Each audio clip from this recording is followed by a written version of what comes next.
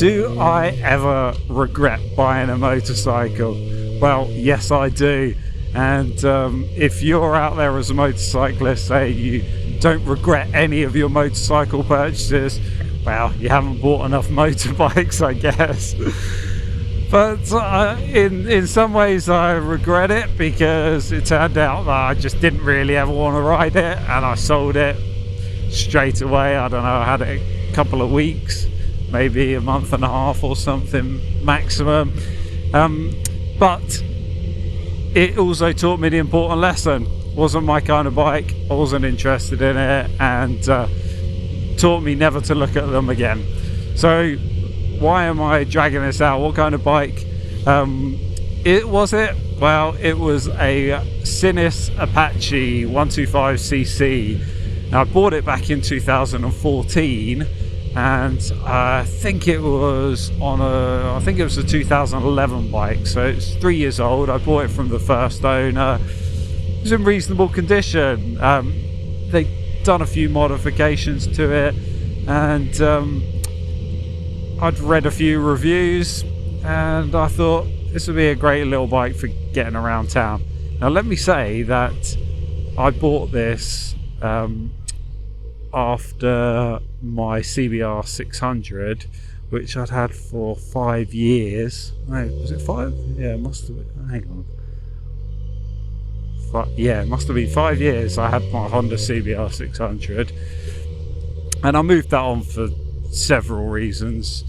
House renovations and kids and all sorts of stuff. So had a little break, and then I got this little Sinnis Apache 125 to get me to work and around town and stuff and through the traffic. And I had been prior to that, on my CBR 600, I'd been doing a 70-mile daily commute on that CBR 600, and it had just been absolutely rock solid and a great commuter bike. It was really brilliant. And the Sinnis Apache round town, it just wasn't what I expected. I wasn't expecting all the power in the world from a little 125, but man, that thing was just so breathless. And I guess it's all like, what's your point of reference? What perspective are you looking at things from? You know, and I was clearly in a different position from someone who was starting out on motorcycles, and I'm glad I bought it, because it quickly taught me never to go back to something like that. I just couldn't deal with how gutless it was. The brakes were particularly awful. The shocks were really bad. It was a terrible ride on it, and the control wasn't that great, even though it was a light bike, but it just struggled. So I regret it. I didn't ride hardly any miles at all. I picked it up, bought it in Salisbury, rode it back to Southampton, and that was like the first nail in the coffin. But clearly that's not what a 125 is designed for, riding on the fast dual carriageway from Salisbury to Southampton.